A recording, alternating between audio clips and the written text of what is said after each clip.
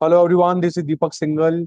Welcome you all to the platform of Life Shield Academy Crafting Life। तो दोस्तों शुरू करते हैं। ये वीडियो होने वाली है सितंबर मंथ के थर्ड वीक की, जहां पर हम लोग 16th ऑफ सितंबर से 22nd ऑफ सितंबर तक के इम्पोर्टेंट करंट करेंगे cover for all the CLAT and CUET aspirants. अगर आप टारगेट कर रहे हैं 2026 को और अभी तक प्रिपरेशन स्टार्ट नहीं करिए, तो लाइफ शिल्प अकेडमी से बेटर कोचिंग आपको कहीं नहीं मिलेगी।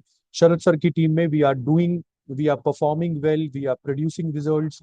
कई सारे बहुत टॉप नॉच स्कूल्स में हम लोगों के सेमिनार चल रहे हैं, और बिलीव मी, हजारों की स्ट्रेंथ में बच्चे हमारे साथ मिलकर प्रिपरेशन ऑलरेडी स्टार्ट उन्होंने कर दिया है फॉर देयर ड्रीम कॉलेजेस। तो why can't you, and why, what are you waiting for? तो प्लीज बिल्कुल भी वेट मत कीजिए, चिंता मत कीजिए। With us you can achieve your you can seriously achieve all your aims. और आज की ये वीडियो बड़ी इंपॉर्टेंट होने वाली है। मैं 77 इंपॉर्टेंट करंट आपके साथ करूंगा, बहुत फास्ट मैनर में कवर। बिल्कुल भी याद करने की जरूरत नहीं है, बस वीडियो को बार बार देख लें। देखने पल भर से या सुनने पल भर से चीजों को आप याद कर सकते हैं जीएस में। बिल्कुल भी घबराने की जरूरत नहीं है कि कैसे सर करंट को याद करें, बहुत कुछ है। हमें भी याद नहीं होता है। अपन लोग क्या करते हैं, बार बार देखते रहते हैं, इसलिए जब भी एग्जाम में क्वेश्चन आता है तो क्लिक कर जाता है कि हाँ यार, इसको पढ़ा है, इसका आंसर ये होना चाहिए।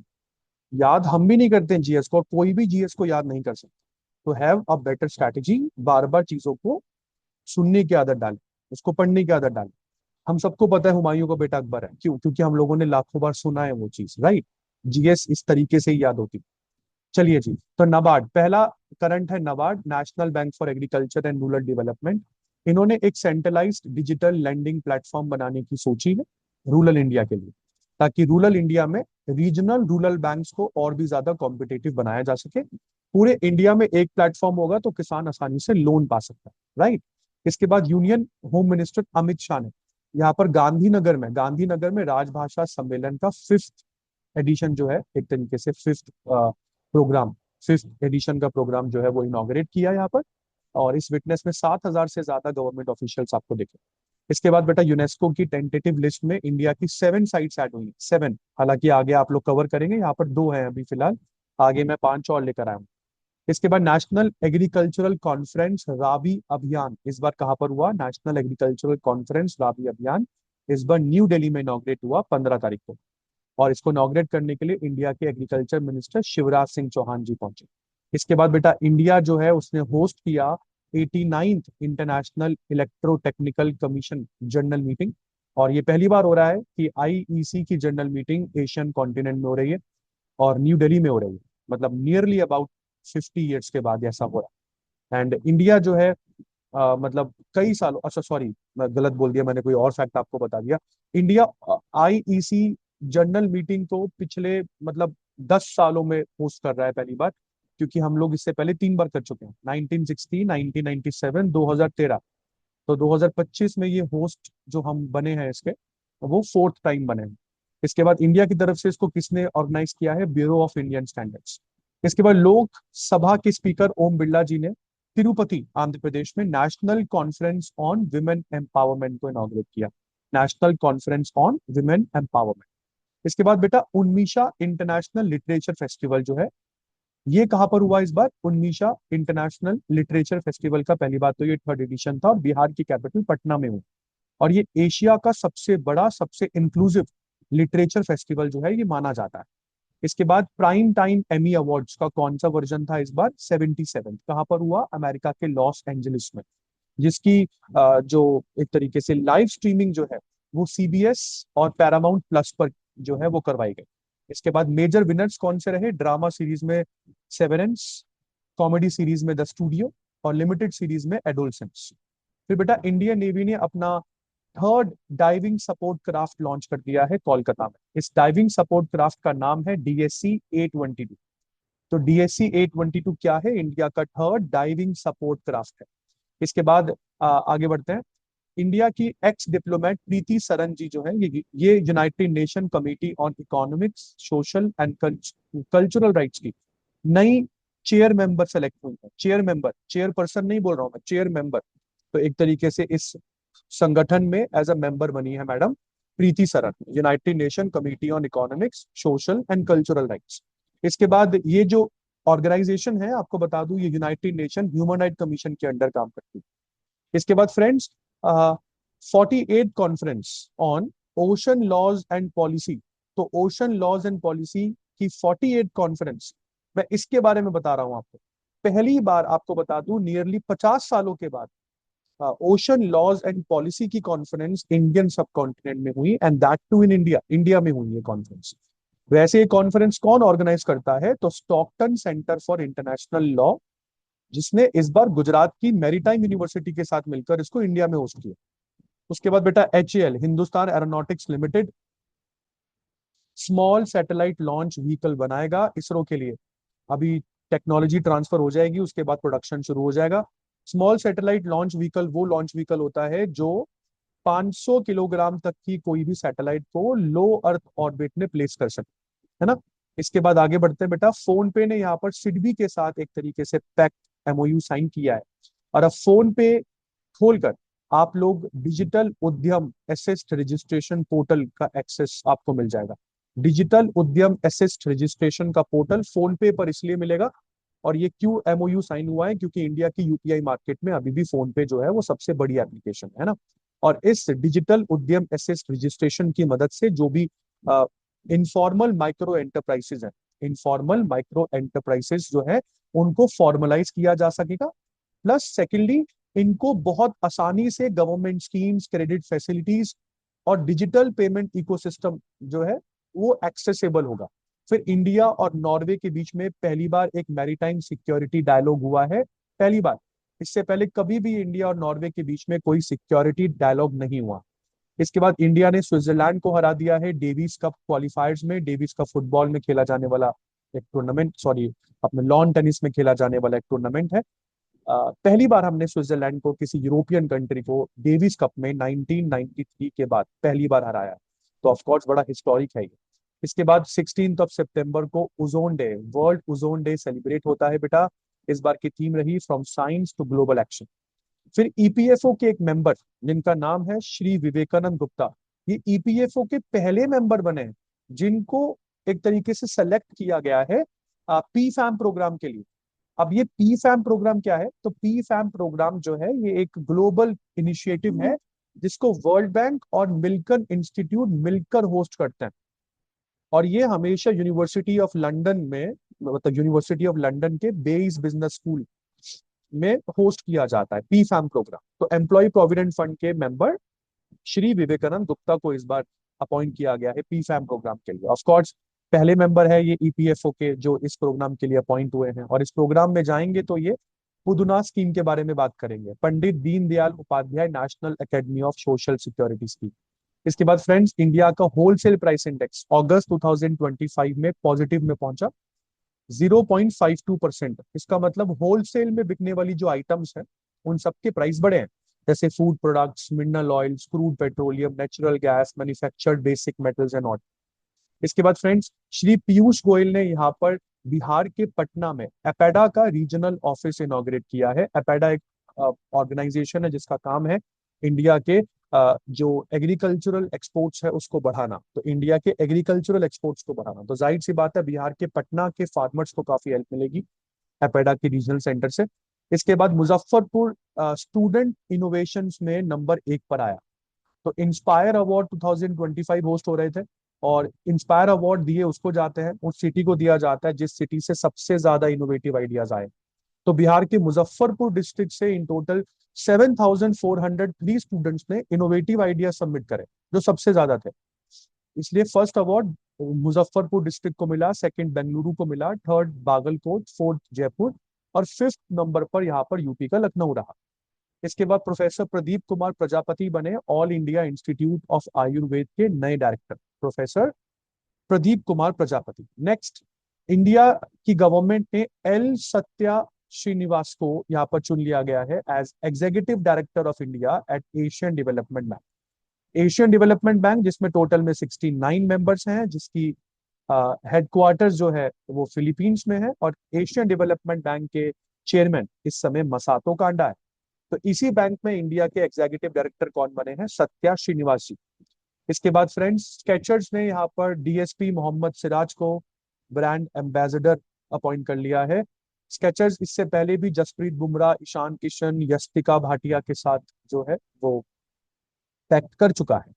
इसके बाद इंडियन नेवी की एक शिप एंड्रॉथ, जो इंडियन नेवी का anti submarine warfare shallow watercraft है, ये 13 सितंबर को डिलीवर किया गया इंडियन नेवी को। और ये Androth ship Garden Reach ship builders and engineers के द्वारा जो है ये बनाई गई है।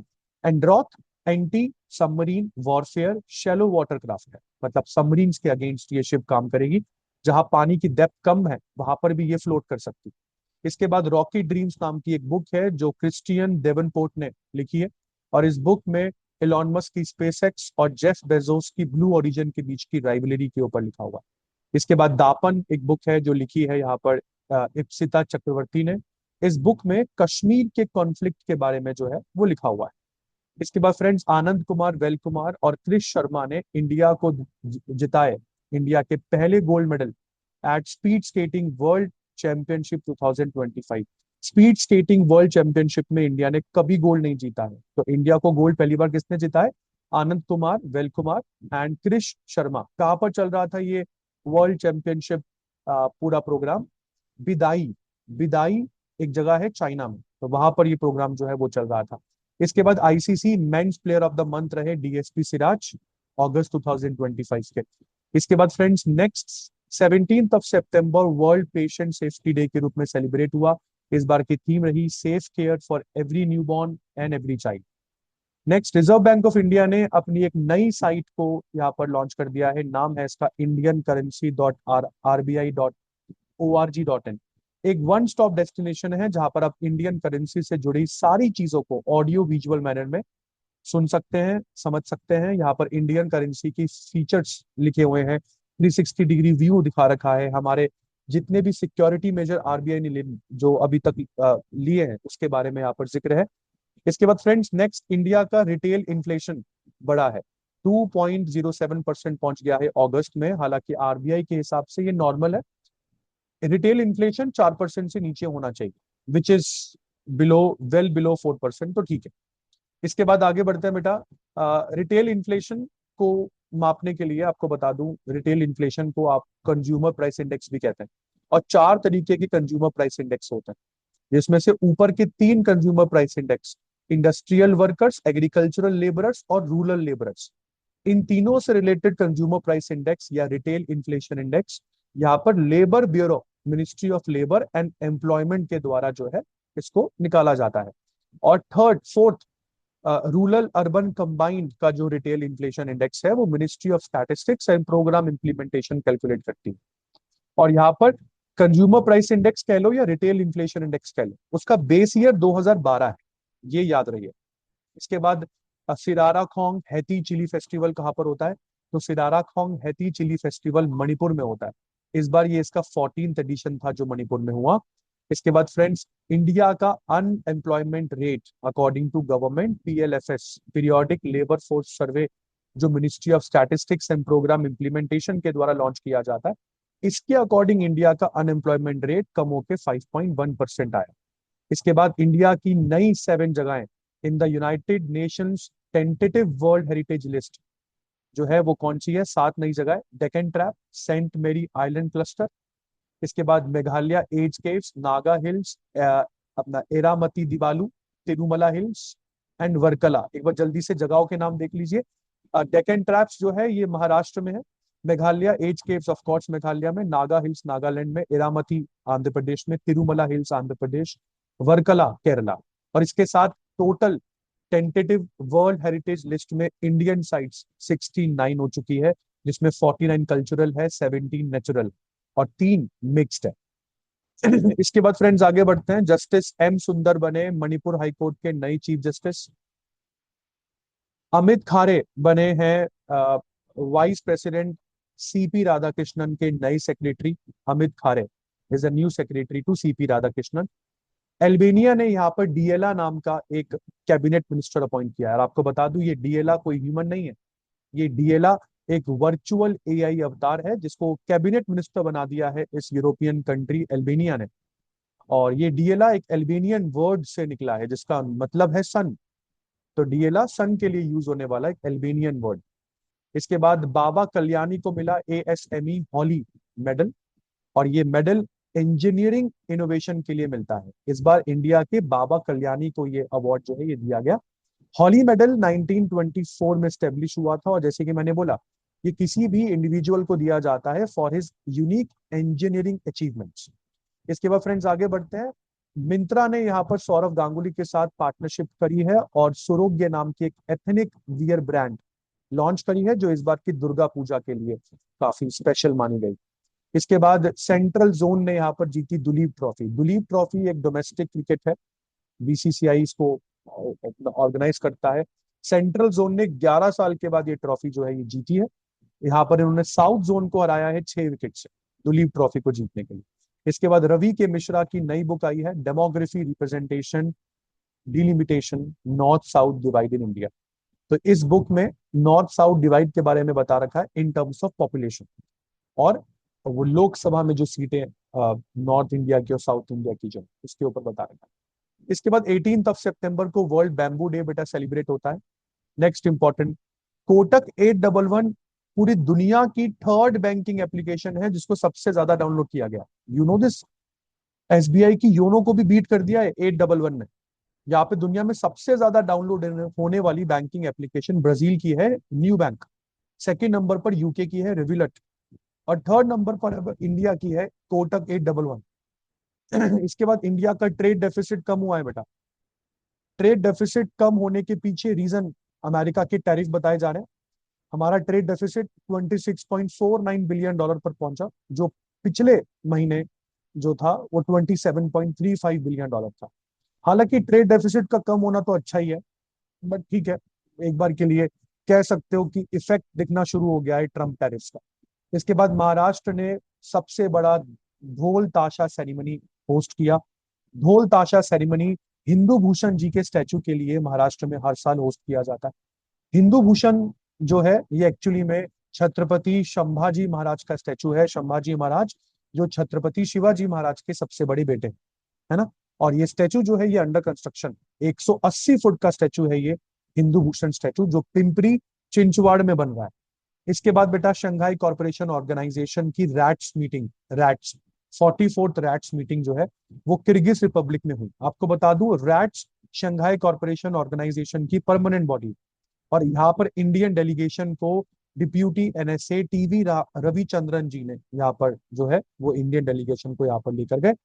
इसके बाद friends United states, south Korea और जापान ने यहाँ पर एक मिलिट्री एक्सरसाइज स्टार्ट करी जिसका नाम रखा फ्रीडम एज। ये मिलिट्री एक्सरसाइज साउथ कोरिया के जीजू आइलैंड के पास हो रही है। 15 सितंबर को स्टार्ट हुई थी, अब कंपाइल हो चुकी है।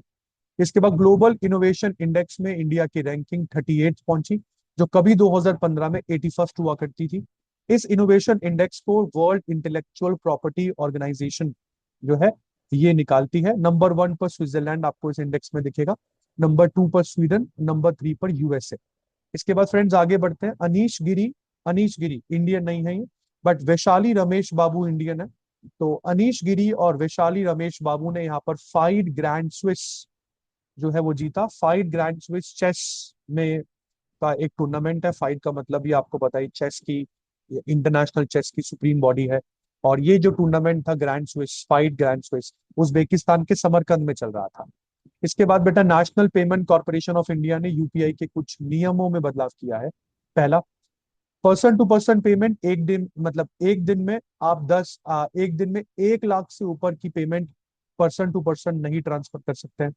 तो डे कैप है ये, ट्रांजेक्शन कैप नहीं है। ट्रांजेक्शन तो आपको 10 मिली, तो 10 ट्रांजेक्शन में टोटल रुपया 1 लाख से ऊपर आप लोग ट्रांसफर नहीं कर सकते P2P। हालांकि अगर किसी मर्चेंट को आप लोगों को पैसे देने हैं तो कुछ मतलब कैटेगरीज में वो ट्रांजेक्शन की लिमिट 5 लाख तक कर सकते हो आप लोग। हाँ, कैपिटल मार्केट और इंश्योरेंस सेक्टर में यहाँ पर ट्रांजेक्शन लिमिट जो है, पर ट्रांजेक्शन लिमिट 5 लाख तक कर दी गई है, और पूरे दिन में 10 लाख से ऊपर ट्रांसफर नहीं कर सकते आप।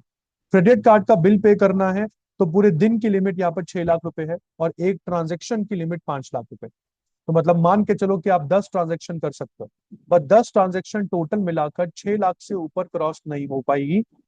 और यहाँ पर एक ट्रांजेक्शन में आप मैक्सिमम 5 लाख तक ट्रांसफर कर सकते हैं। तो अगर आपने एक ट्रांजेक्शन में 5 लाख ट्रांसफर किया, तो दूसरी ट्रांजेक्शन से आप लोगों को 1 लाख से ऊपर आप ट्रांसफर वहां पर नहीं कर सकते, क्योंकि दिन की कैप क्या है, 6 लाख रुपए। इसके बाद फ्रेंड्स आगे बढ़ते हैं। रिजर्व बैंक ऑफ इंडिया ने यहाँ पर एक नई बॉडी जो है वो स्टेब्लिश करी है। नई बॉडी का नाम बड़ा इंटरेस्टिंग है। बॉडी का नाम है आरआरसी, रेगुलेटरी रिव्यू सेल। क्या करेगा ये बॉडी? ये बॉडी रिव्यू करेगी हर 5 से 7 साल के बीच में कि आप आरबीआई की गाइडलाइन जो है वो फॉलो कर रहे हैं या नहीं कर रहे हैं। तो ये बड़ा इंपॉर्टेंट यहाँ पर एक पॉइंट रहने वाला है। इसके बाद फ्रेंड्स तमिलनाडु के चीफ मिनिस्टर एम के स्टालिन ने अनबू करांगल स्कीम जो है वो लॉन्च करी। अनबू करांगल का मतलब होता है हैंड्स ऑफ लव। यहाँ पर वो बच्चे जो 18 के नहीं है अभी, जिन्होंने अभी स्कूल एजुकेशन भी कंप्लीट नहीं करी है, तो या तो आपने स्कूल एजुकेशन कंप्लीट ना करी हो, या अभी आपकी उम्र 18 से कम हो, ठीक है, तो आपको 2,000 रुपये प्रति महीना तमिलनाडु की गवर्नमेंट से मिलेगा। और ये ऐसे बच्चे होंगे जिनके पेरेंट्स नहीं है, मतलब जिनके पेरेंट्स नहीं है, या मतलब जिनका एक पेरेंट जो है वो नहीं है, तो who have lost both the parents and those with one surviving parent incapable of providing care. तो ऐसे बच्चे जिनके या तो माता पिता नहीं है, या ऐसे बच्चे जिनके माता पिता तो है बट वो उनको केयर प्रोवाइड नहीं कर सकते, क्योंकि वो खुद शारीरिक रूप से, फिजिकल रूप से, मेंटल रूप से हो सकता है खुद चैलेंज हो। इसके बाद बेटा यात्री सेवा दिवस मिनिस्ट्री ऑफ सिविल एविएशन के द्वारा हिंडन एयरपोर्ट पर लॉन्च किया गया। और इस यात्री सेवा दिवस को लॉन्च करने के लिए इंडिया के aviation minister Ram Mohan Naidu Hindon airport पर पहुंचे। इसके बाद फ्रेंड्स इंडिया जो है वो यूनिवर्सल पोस्टल यूनियन का मेंबर री इलेक्ट हो गया है, और ये दुबई में होने वाले यूपीयू के 28 मीटिंग में अनाउंस हुआ है ना। अभी मैंने पिछली वीडियो में इसको कवर किया था। यूनिवर्सल पोस्टल यूनियन कांग्रेस की 28 मीटिंग चल रही थी दुबई में, तो वहां पर इंडियन डेलीगेशन भी गया, और इंडिया जो है वो यूपीयू का मेंबर री इलेक्ट हुआ। हालांकि 1876 से इंडिया यूनियन पोस्टल यूनियन का मेंबर है। फिर बेटा इंडिया के defence service of engineers, Indian defence service of engineers का राइजिंग डे था, 76 राइजिंग डे, जो हमने 17 सितंबर को सेलिब्रेट किया। मतलब Indian defence service of engineers को इंडिया में बने हुए 76 ईयर्स हो चुके हैं। इसके बाद गौरंगल दास जो है ये इंडिया के एम्बेसडर बन के गए हैं साउथ कोरिया में। तो इंडियन एम्बेसी में गौरंगल दास इंडियन एम्बेसडर के रूप में वहां पर काम करेंगे। 1999 बैच के आईएफएस ऑफिसर। फिर पवन कुमार शर्मा आईएएस ऑफिसर है, और ये डिप्यूटी इलेक्शन कमिश्नर बने। तो he is the new deputy election commissioner in the election commission of India. ये भी 1999 बैच के आईएएस ऑफिसर है। इसके बाद बेटा येस बैंक की 20% स्टेक, येस बैंक का 20% स्टेक यहाँ पे जापान के बैंक ने खरीद लिया है, एसएमबीसी नाम से। एसएमबीसी नाम का बैंक है, सुमितोमो मित्सुई बैंकिंग कॉर्पोरेशन। और इस फॉरेन बैंक ने इंडियन बैंक का 20% स्टेक खरीद लिया, बट ये सेकेंडरी मार्केट से खरीदा। क्यों? क्योंकि ये डायरेक्टली 20% स्टेक येस बैंक से नहीं लिया गया है। येस बैंक का ये stake already State Bank of India के पास था। तो सुमितोमो मित्सुई बैंकिंग कॉर्पोरेशन ने 20% शेयर ये स्टेट बैंक ऑफ इंडिया से लिया। अगर आपको समझ में आ रहा हो, स्टेट बैंक ऑफ इंडिया से ये शेयर जो है ये लिया गया है। तो अगर ये डायरेक्टली येस बैंक से लिया गया होता तो फिर तो मैं इसको प्राइमरी ट्रांजेक्शन कहता, बट ये स्टेक जो है ये स्टेट बैंक ऑफ इंडिया से लिया गया है, वो भी किसी और बैंक का, इसलिए इसको सेकेंडरी ट्रांजेक्शन का स्टेक जो है वो माना जाता है। आई होप ये आपको समझ में आ रहा होगा। इसके बाद आगे बढ़ते हैं। आईआईटी कानपुर और वियतनाम नेशनल यूनिवर्सिटी के बीच में एक एमओयू हुआ है। अब दोनों ही देशों की, इंडिया और वियतनाम की दोनों ऑर्गेनाइजेशंस, आईआईटी कानपुर इंडिया की और वियतनाम की वीएनयू, मिलकर रिसर्च कोलैबोरेशन करेंगे। एकेडमिक एक्सचेंज यहाँ पर होगा, यहाँ तक कि फैकल्टी भी एक्सचेंज होगी दोनों के बीच में। इसके बाद department of fisheries food and agriculture organisation ने यहाँ पर एग्रीमेंट कर लिया है। तो इंडिया का डिपार्टमेंट ऑफ फिशरीज और दुनिया का FAO food and agriculture organisation जो यूनाइटेड नेशन स्पेशलाइज्ड एजेंसी है, इंडिया में ब्लू पोर्ट्स को डेवलप करेंगे। ब्लू पोर्ट हर वो पोर्ट है जहां पर फिशरीज या फिशरमैन को सपोर्ट दिया जाता है। तो दो यहाँ पर पोर्ट्स के नाम मैं लेकर आया हूँ, गुजरात के और दीव के, जिनको सपोर्ट मिलेगा। जैसे वनक बारा दीव का पोर्ट और गुजरात का जकाऊ, इनको ब्लू पोर्ट के फॉर्म में डेवलप किया जाए। इसके बाद मरियम फातिमा बनी बिहार की youngest, I would say youngest, और बिहार की पहली विमेन फाइड मास्टर। तो बिहार की पहली विमेन फाइड मास्टर, बिहार की यंगेस्ट है, ऑफ कोर्स दुनिया की यंगेस्ट नहीं है, मैं पहले बता दूं। नाम है इनका मरियम फातिमा। इसके बाद आगे बढ़ते हैं बेटा। इंडिया की सोवरेन क्रेडिट रेटिंग, मतलब इंडिया की क्रेडिट रेटिंग कि इंडिया कितना रिलायबल है। अगर आप कोई भी लोन इंडिया को देते हैं तो वो कितने टाइम में वो लोन वापस करेगा, रिलायबिलिटी दिखाता है ये क्रेडिट रेटिंग। जो पहले ट्रिपल बी था अब ट्रिपल बी प्लस हो गया है। और ये रेटिंग किसने बढ़ाई है? जापान की rating agency RIA, rating and investment agency. अब जापान ने ये रेटिंग हम लोगों की बढ़ाई। इसके बाद friends, reserve bank of India ने कुछ नई गाइडलाइंस इशू कर दी है पेमेंट एग्रीगेटर्स और पेमेंट गेटवेज के लिए। पहली क्या, कि पेमेंट एग्रीगेटर्स के पास जो भी पैसा आएगा वो सब पैसा उन लोगों को एस्क्रो अकाउंट में रखना होगा। एस्क्रो अकाउंट क्या होता है? जहां पर कहीं लिखा होगा मैंने, अ, ये रहा। एस्क्रो अकाउंट वो अकाउंट होते हैं जो आपके नाम पर नहीं होता, वो किसी थर्ड पार्टी के नाम पर होता है। ऐसे अकाउंट्स को एस्क्रो कहते हैं। पेमेंट एग्रीगेटर्स ये प्रोफेशनली मैनेज्ड होनी चाहिए, ऐसा नहीं है कि किसी को भी बिठा दिया। उसके बाद अगर कोई भी चेंज आप मैनेजमेंट में करते हो तो 15 दिनों के अंदर वो चेंज RBI को बताना जरूरी है। और अगर पेमेंट एग्रीगेटर किसी बैंक का नहीं है, अगर वो किसी बैंक का है तो फिर उनको किसी ऑथराइजेशन लेटर की जरूरत नहीं है। बट अगर पेमेंट एग्रीगेटर किसी नॉन बैंक का है, मतलब किसी ऐसी कंपनी ने खोला है जो बैंक नहीं है, तो फिर उनको RBI से ऑथराइजेशन चाहिए under payment and settlement act 2007। और ऑथराइजेशन लेते समय आपके पेमेंट एग्रीगेटर की नेटवर्थ 15 करोड़ की होनी चाहिए। और ऑथराइजेशन मिलने के बाद के 3 सालों में जो है आपकी नेटवर्थ 25 करोड़ तक हो जानी चाहिए। इसके बाद फ्रेंड्स आगे बढ़ते हैं। पेटीएम ने यहाँ पर दोबारा उतार दिया है पेटीएम पोस्ट पेड, एक तरीके से क्रेडिट कार्ड हो गया, वॉलेट है जिसका पैसा यूज करो और पे बाद में करो, है ना। तो अब इसको पेटीएम ने सूर्योदय स्मॉल फाइनेंस बैंक के साथ मिलकर जो है वो लॉन्च किया। फिर बेटा तमिलनाडु बना इंडिया का पहला स्टेट जिसने सेल्फ हेल्प ग्रुप की विमेन्स के लिए आइडेंटिटी कार्ड इशू करे हैं। इन आइडेंटिटी कार्ड से विमेन 100 किलोमीटर तक फ्री में ट्रेवल कर सकती हैं गवर्नमेंट बसेस पर। अविन अपना कोपोटेक्स, मुदलवर, अपना क्या कहते हैं, मरुथगम, अविन, कोऑप्टेक्स, मुधालवर, मरुथंगम, मरुथगम नाम के जो प्रोडक्ट्स, ये कंपनीज है आई थिंक। तो इनका जो भी प्रोडक्ट आपको मिलेगा, इन प्रोडक्ट्स पर आप लोगों के लिए स्पेशल डिस्काउंट मिलेगा आइडेंटिटी कार्ड्स अगर आप शो करेंगे वहां। इसके बाद बेटा मलयालम एक्टर मोहनलाल जी को यहाँ पर दादा साहिब फाल्के अवार्ड से सम्मानित किया गया। और आपको पता ही है इंडियन सिनेमा का ये हाईएस्ट रिकॉग्निशन है। और ये 71st नेशनल फिल्म अवार्ड्स में ये अवार्ड जो है ये इनको दिया गया। इसके बाद आगे बढ़ते हैं। अ, घाईवान नीरज घाईवान की बनाई मूवी होम बाउंड, इसको इंडिया 2026 ऑस्कर्स के लिए नॉमिनेट करने वाला है। Best international feature film category में इंडिया की तरफ से ये फिल्म जो है ये वहां पर जाएगी। इसके बाद बेटा प्राइम मिनिस्टर नरेंद्र मोदी ने यहाँ पर 3 दिन का कंबाइंड कमांडर्स कॉन्फ्रेंस इनॉग्रेट किया कोलकाता में। आपको पहले बता दूं ये कंबाइंड कमांडर्स कॉन्फ्रेंस का थर्ड जो जो ये 3 दिनों तक चलने वाला जो कॉन्फ्रेंस है, ये ऑपरेशन सिंदूर के बाद पहली बार हो रहा है।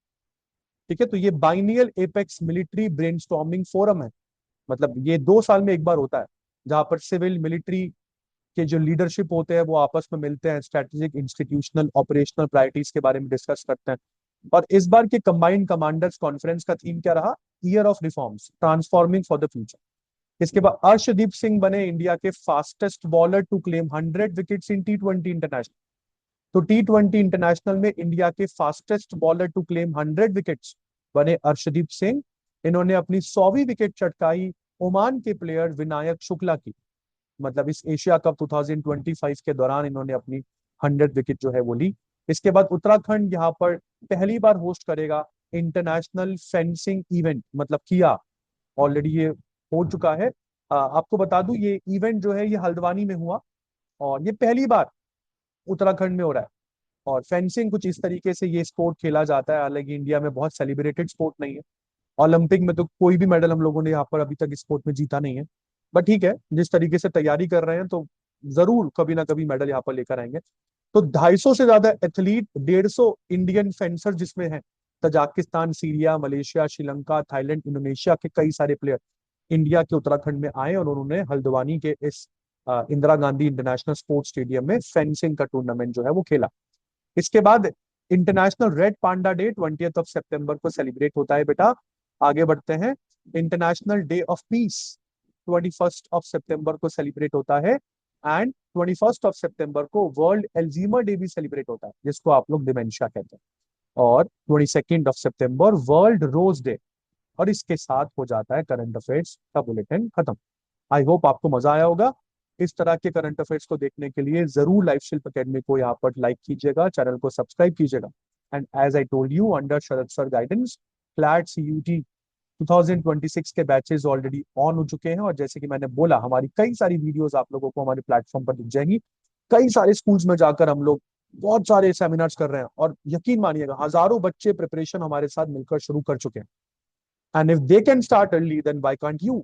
वही मैंने आपसे बार बार क्वेश्चन पूछा, do not wait, don't wait for what other people are saying, don't wait for what your friends, your colleagues are saying. हो सकता है उनको बाद में समझ में आता हो, या उनकी ग्रेस्पिंग पावर अच्छी हो, तो वो क्रैश कोर्स में भी अच्छा पढ़ लें। पर क्या पता आपको थोड़ा ज्यादा टचअप की जरूरत हो। It is always to start early. कोई नुकसान नहीं है जल्दी शुरू करने का। और इसी के साथ this is Deepak single signing off. मिलता हूँ नेक्स्ट वीडियो में, तब तक के लिए ध्यान रखिए अपना। धन्यवाद। Thank you so very much.